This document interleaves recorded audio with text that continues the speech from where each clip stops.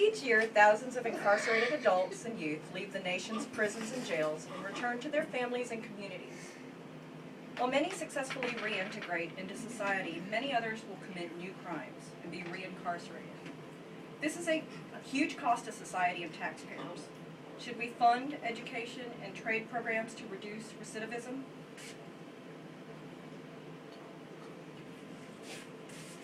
Approximately 31.9% of released prisoners in Texas, and a national average of 43.3%, are being rearrested, reconvicted, and reincarcerated for new crimes within a 3-year period of being released.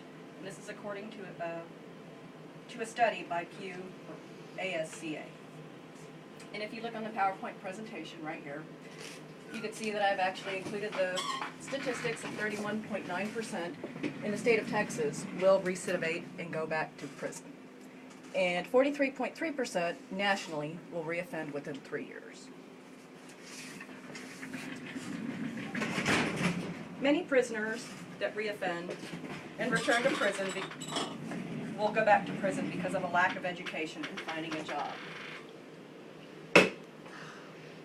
40% of those incarcerated have neither a GED or a high school diploma. Nearly 1/3 have a physical or mental disability preventing them from gainful employment. And employers are also reluctant to hire convicted felons, and some industries legally bar felons from certain occupations.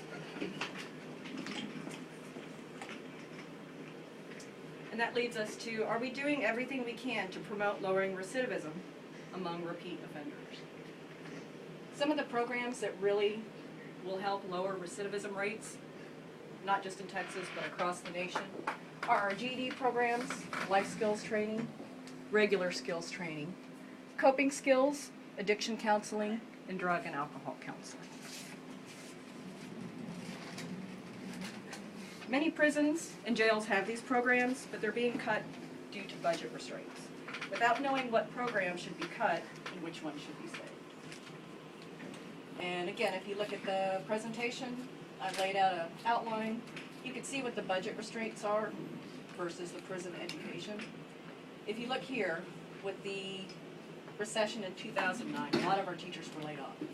And due to that, a lot of critical programs were cut, and there's now fewer programs to aid prisoners. But then you have that catch-22, because without that education, we're not lowering the recidivism rates. And we have the programs, but we don't know what works. They need fine-tuning. And then, if we reduce the education, our crime rate comes back up, and more people are going back to jail.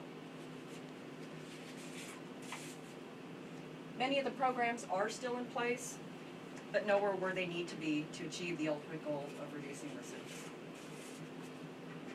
And the failure of keeping these programs in place is not just a loss for the prisoner, but on society and the result of more crime and more victims of crime. So what are the benefits to society as a whole by funding education in prison? You can see right here, we do pay less money to reincarcerate prisoners, and that'll lead us to the next slide. The more you educate them, the less they come back to jail, hopefully lower the crime rates. They'll have more money for community-based programs that help keep released prisoners out of jail and in their communities. And those are like your work release and your probation programs. And it also fills a need of filling trade jobs that many of our Americans aren't filling because most of them are college graduates.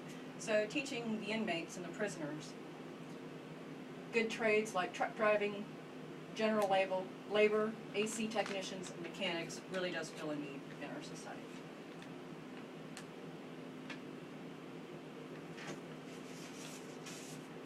And the direct cost of providing education, and this is a real kicker here, is estimated to be $1,400 to $1,744,000 per inmate.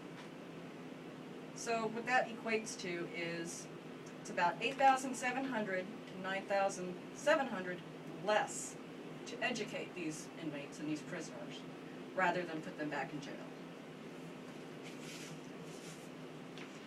Recidivism rate, or the lower rate for educating these prisoners, is about 43%. So you lower the odds dramatically by educating them. that leads to a 13% overall reduction